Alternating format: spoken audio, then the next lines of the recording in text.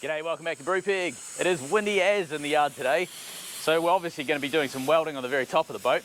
Part of our push to get this boat in the water, we need to get our stabilisers finished. Today's job, right up the very top, welding in a rim between the sliders and the roof. Part of going to these remote places for us is redundancy. We love having multiple systems that do the same job so that we never break down and get stuck in a place that's really compromising.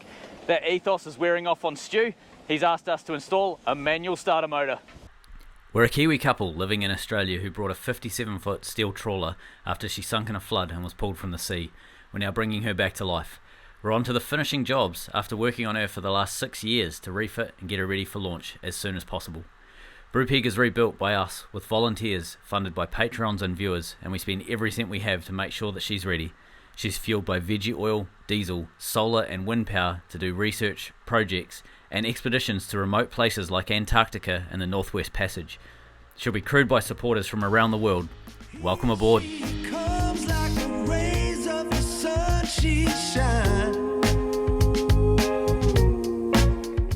If you're new to Brupeg, this is our stabiliser wing setup. This is something that we started building with Stu about 18 months ago and we're now finishing them off.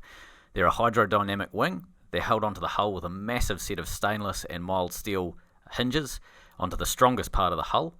They're more efficient to have in the water than not having wings because they stop the rolling motion of the boat and therefore the hull doesn't go asymmetric in the water and it ends up being more efficient. This pin arrangement is mild steel and stainless. It stops galling, but it also allows this part here will stretch rather than break if it was stainless. This is a stainless setup that's just a pin that holds the arms when they're locked up to the bulwarks. It goes through this hole and you can see the pin up there on the actual bulwark itself. Our pulley system here allows us to lift the wing up and down. So this end is obviously welded to the wing, stays on there permanently as does the wire, and you can sort of see it's a 2-to-1 purchase system. So it attaches up at the yellow pulley that you can see there, comes down to the wing, goes around the pulley here, and then back up to the yellow pulley, up through that stainless pipe you can see to the roof. There's a pulley that redirects it onto the wheelhouse winch that's located in that top corner where that wire's going off to, and you'll see that later in the episode. So a full overview. Hydrodynamic wing. We've got our arm going up to our deck locking mechanisms. You can see here there's 2 M30 studs that bolt that arm physically to the deck and lock the whole thing up rigid. The top of that arm then slides up those sliders when we want to get rid of that wing and have it locked up against the side of the boat when we're next to a wharf. Lovely day. Sounds like Stu started his engine. Oh no, sorry, it's the needle gun. Today we're up on the rear roof. We need to get this lip that extends around the side of the roof, right the way around the sliders. So we're bringing this lip around here, along the back, across this gap here, and then linking up to the other side over here to this side of the roof. We also need to put a drain in this corner here because we don't want water pooling and then rusting through this area of the deck. First step, cardboard templates. We need to basically measure out exactly what we need to create in steel. We'll build that out of cardboard because it's nice and easy to just chop it up with scissors and get the shape to fit. And then we'll go down, sandblast up some steel, cut out the shapes that we need and start welding them in.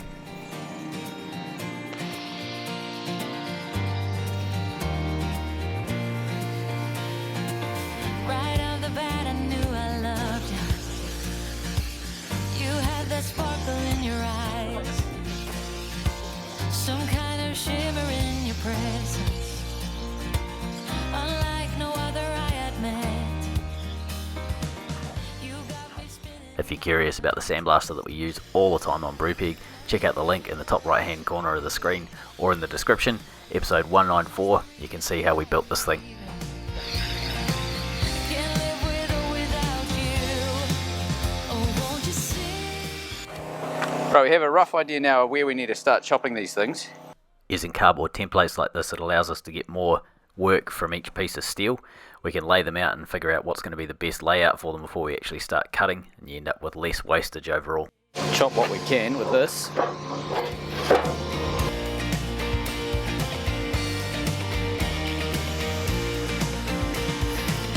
No need to overanalyze it. We grew apart more every day.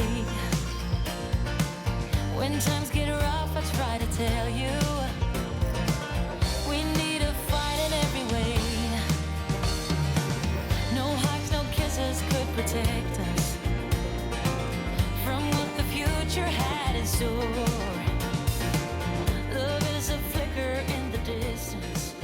We have an announcement. We're doing a public live feed on YouTube where you can write in with your comments and we want to update you about everything.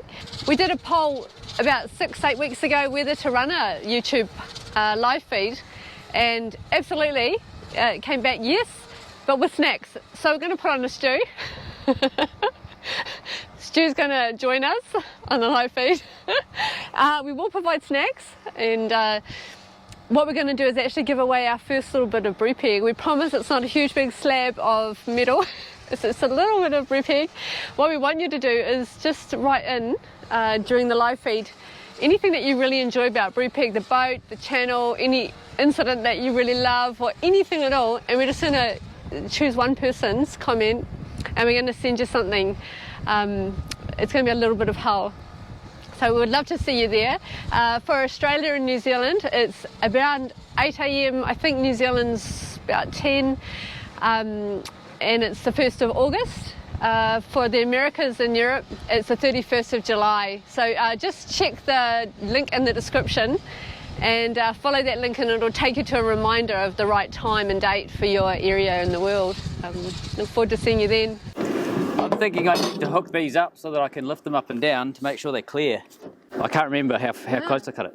I'm just going to be back in a minute. I'm just going to hook the batteries up and then I can lift them up and down. Okay. Or so I thought. Fine, that's corroded. Probably should crack off the power then. Yeah. Alright, I need a spanner. And an Allen key for the... Ah, righto.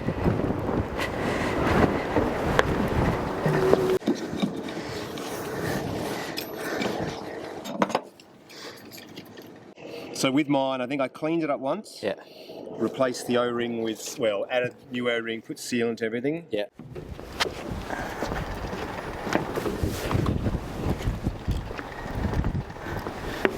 Doesn't seem too bad. Smells greasy. It smells burnt. It does. But I was expecting those to be a bit corroded and unhealthy. Yeah. So we could clean up Look at the here. colour though. Look at the It's colour. very oily too. Oily and... Dark there and light over here. That's good, isn't it? Yeah. Is it spinny? Have a look there. Have a feel of that. It's got... I don't know if it's just where it's... No, maybe it's just where it touched. Maybe get just... There was a bit of a... I think... There's a mark right there. Can you see that? Yeah. Maybe we should get the load off it first. Can you ease it off or... On just off. On the on-off clutch. Yeah. I think we should take the load off it. Yeah. How tight is it there? You can probably get a G cord out of that. Yeah. Bang. There's a lot of tension, isn't it? Yeah.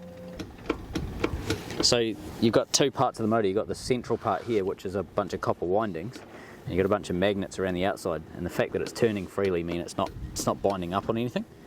Okay. Going forward, this is potentially going to be an issue. In this case, the winch just needs some maintenance, we think. But if a winch dies catastrophically, we can't actually get our wing down easily. So I want a manual backup for everything. And what I'm thinking is maybe just get like a yacht winch, a nice powerful yacht winch, mount it in the middle of the roof, just over here somewhere on the wheelhouse. And that way I can use it for either wing if these winches ever do die. I think we have to do a bit of work to make these more marine protected, rated, etc. Because I think that's going to be a problem going forward. Nothing's going to... It's just I'm pulling against magnets. Nothing going to... Yeah. Right. So that goes... See, this looks... So there you go. That's the other magnets that sit inside. See, maybe it's actually got hot enough for the casing on the wires to melt. Oh, right. And it's a short now. If we put... You can put multimeters, I think it's opposite ones. Yeah. Oh, look at that. It's melted entirely. Look at that, it's broken. Oh, okay. It's yeah, you can look at it, it's just melted through the wires. Ah, right. So the motor itself That's what shit the it. smell is. I don't like the thought of twanging the wire though. No, quite dangerous, isn't it? Yeah, that's what I like. So, You like that? I look forward to watching Damien do that. No, We could put the plasma cutter on a stick. Yeah. If someone can sit over there. So can you actually wind it down? Yes. It's going every click, isn't it? Ooh, Steady. easy she goes. Just keep. We need just. Told you I like what Damien does. We just need a handle. Yeah. We could weld a handle onto this now. Well, it's no pressure to do it. Yeah. Wow, look at the reduction on it. In the wild, the Dangar stew is a very danger-adverse person. However, when on a friend's boat. Yeah. I've seen your insurance policy. I'm totally up for it. Oh, we should just stick a drill on I it. was just thinking that as you said. Yeah, Put a good. cordless.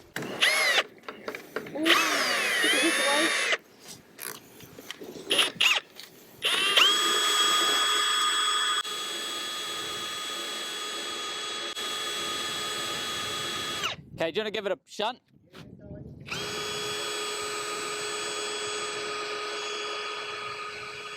I got no tension on the cable. Oh, yep. Keep doing whatever you're doing, that's good.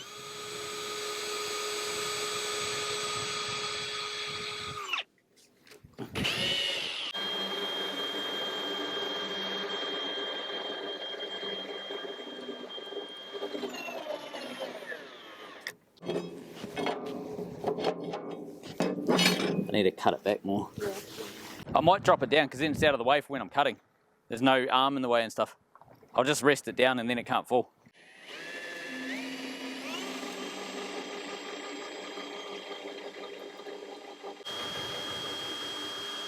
Yep, there it is. Cool, and there's no tension on that wire now. Okay, so now that we've swapped this over to one that will work, hopefully, let's attempt to use this winch. Oh, hello. That doesn't sound positive.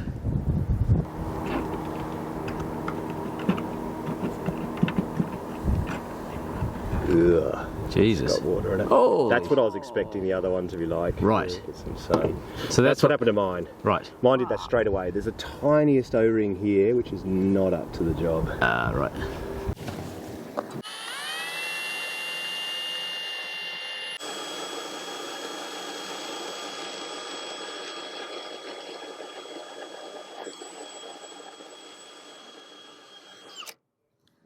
Is that going on the pins? That's in down. Oh, lovely.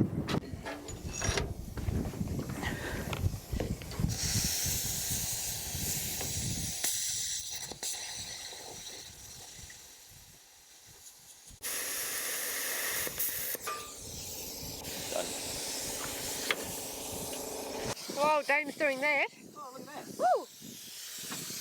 Later. Aw, cute. Can you focus, okay? Probably.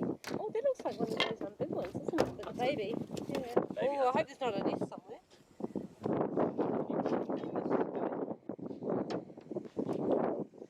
There we go.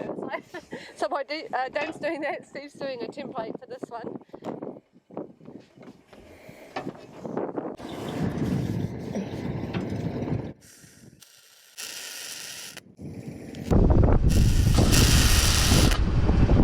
Thanks for all your help, Steve. Steve is a panel beater and knew exactly how to handle the metal, what to do, and his cuts were amazing. Thanks, Steve.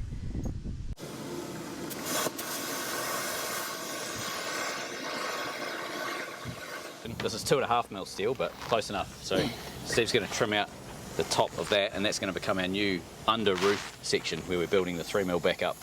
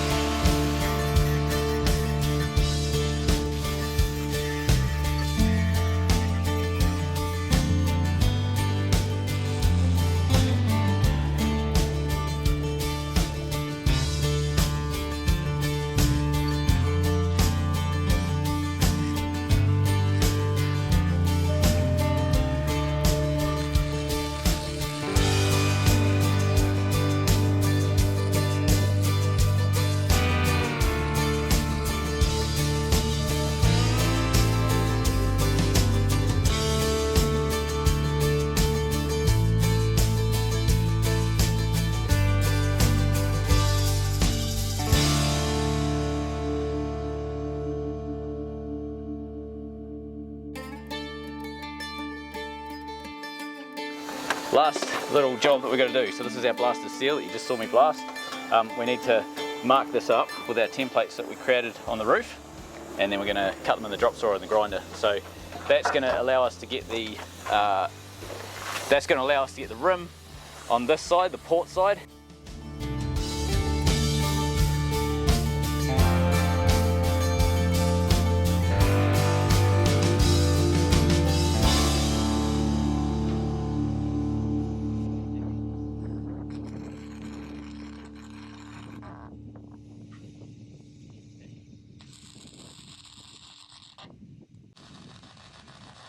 End of the working day. We got heaps done thanks to Steve. Cheers for turning up, mate. It was bloody good having you on board.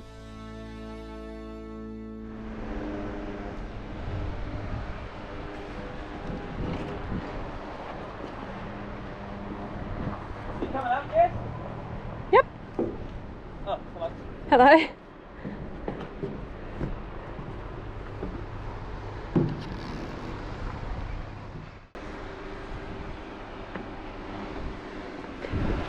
So this is Dame's Superman impersonation, and he goes into his Clark Kent mode to do his day job in about 2 hours. It's quite early. Actually, it's quite high, isn't it? Right. Don't look at the start figure.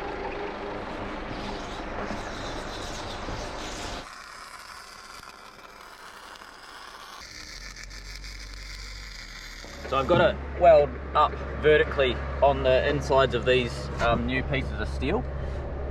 Vertical up is a stronger way of welding than vertical down. Vertical down's an easy way of getting a nice looking weld, but it's not a strong weld. Vertical up is literally getting the MIG torch and welding up like that rather than welding down like that. And there's a trick to it. If you've got your join, like that's your piece of metal like that you're trying to join, just for argument's sake, and you need to weld this join here, instead of just going and hoping for the best, the pattern that you do is this.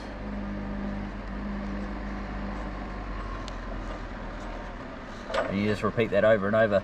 And what you end up with is a whole bunch of welds that look like they go from left to right, but you've got a really nice deep V of a weld all the way through. The reason why vertical up is good is because you don't get slag. Basically, as you're going up, all of the rubbish is falling away, so you don't get rubbish in the weld, whereas if you're going down, all the slag and rubbish can fall into the weld. So vertical up is a much cleaner, stronger weld. And of course all of this is to finish the stabilizers, and then we blast them and paint them and get the plastic on the inside of the sliders, and that's it, isn't it? Yeah, inside this area of the slider. Right. Leave it to it. Spark, please.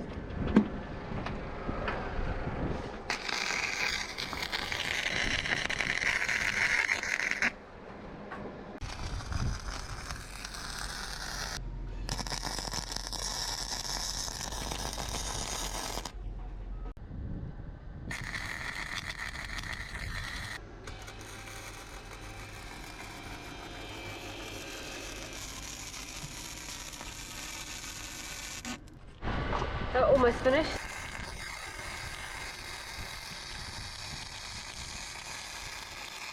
So I've got to fill up those end pieces with a bit of steel. Right. They're too big to just weld up. Yeah, it'll make a mess. And then you've got over the front outside there. here. Yeah. That one as well.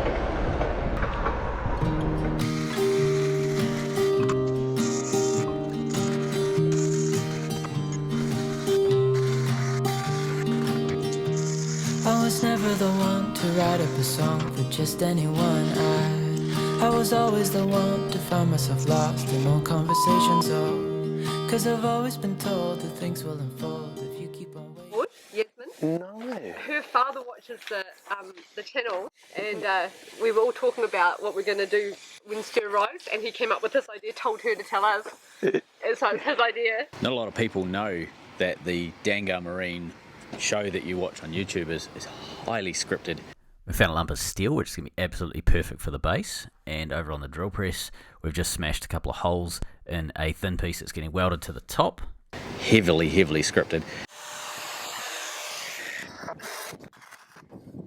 Right, welded to survey standards. It's shot in a film studio. There's a lot of green screen.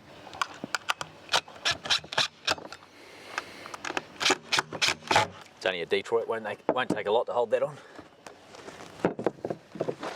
In fact, the model of Renko that you saw bring into the yard here with us, it was basically built out of MDF, a bit of plywood and some paper mache. It's only a recent creation. In fact, it was knocked up in a shed just down the end of the road there.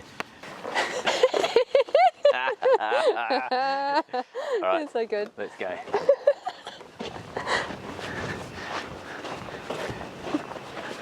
This will wind him up.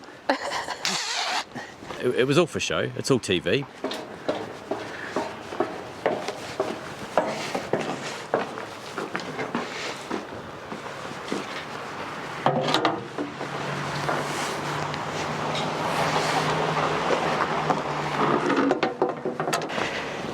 Yeah, it's awesome. All right, We get a shot from our boat. yep. We'll do that then. Are you going to leave it overnight? Oh, 100%. If I do that, he won't see it when he comes in. If I do that, he will see it when he comes in. That's going to be a better shot from the It boat. would be nice for him to be able to see it when he comes Yeah. in. That'll look better to us. That'll annoy him more. It's such a it's- tough call. It is a tough call.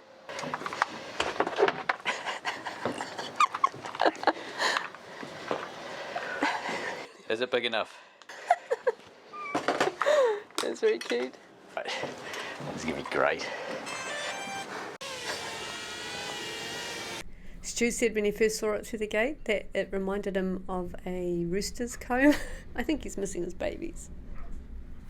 Because of some parts of Australia going into lockdown because of a COVID outbreak, it's affecting some volunteers visiting Brupeg. Thanks, Robin, for the surprise kit package. Stay safe.